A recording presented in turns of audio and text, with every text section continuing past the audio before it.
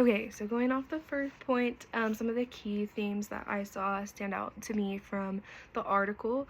Well, the first one was the the phrase "go silent." I feel like that stood out to me because I feel like a lot of undocumented students or international students that come um, to the United States for schooling are kind of like pushed to the side, told like not to speak up, you need to be quiet, and also just with all the fear going on, they feel like they can't actually publicly speak. They can't participate in protests, they can't travel, do all these things where they're drawing attention to themselves. And I think that's just really sad, and I'm sure it just shapes a lot of fear for them. And that's kind of the next theme that I saw was just the uncertainty, the fear of what if these policies change? What if I could have to just get up and leave one of these days? Or what if somebody finds me and because I'm undocumented? Those kind of fears. I think there's a lot of uncertainty when it comes to socialization too, and getting to know people in a new culture, new language.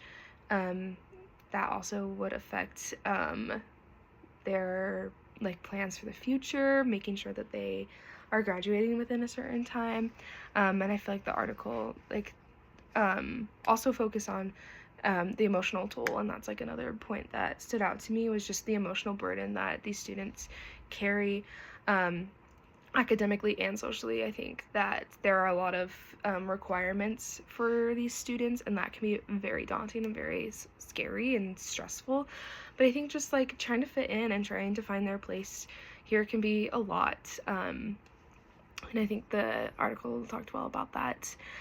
Something that Sam Brown talked about in his presentation that kind of relates to the emotional toll that the article shared about was just how much pressure there is for these students, making sure their visa requirements are exactly what they need to be, the financial burdens, the pressure that even just like small mistakes can have really big consequences. I think one of the biggest things that stood out to me from Sam Brown's presentation was that they had to have their entire tuition for the year like in their bank before they came. And like I could not do that, and that like was just crazy to me. So that financial stress I'm sure is just like insane. Something that I feel like was talked about more in Sam Brown's presentation was just the emphasis on community and empathy and service and belonging. I think at BYU we do a very good job of trying to make sure we're all belonging and that we feel like we have a place here. In the article, the California one, I feel like it was more politically charged than like emotionally belonging charged, so I feel like that was kind of a difference between those two. With the BYU Ames, I think that there's a strong connection with character building in what we learned in the presentation and in the article. I think that character building shows that we're developing empathy, we're developing Christ-like love. Christ very much served those who were outcast, who were different, who maybe felt like they didn't belong, who were vulnerable. And so I think that as we strive to become a disciple of Jesus Christ and to become like him, we need to be able to reach out to the marginalized. We need to reach out to those who are scared and anxious and be a comfort for them and be a light in their lives that they may need when, especially right now when it's a super scary time.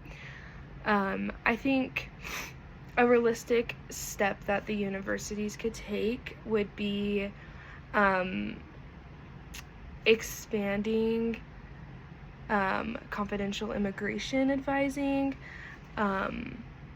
just in a way of regularly updating individuals on policies, and so they're not just feeling so uncertain all the time, and also having people like reach out to them more, making sure that communication is clear. I think something that would also be cool is if they maybe didn't have like maybe more scholarship opportunities, because since they have to have all their money like right there and like the job stress is so much, I think having more opportunities for financial aid and emergency scholarships for those, I think for those students could also help reduce that stress.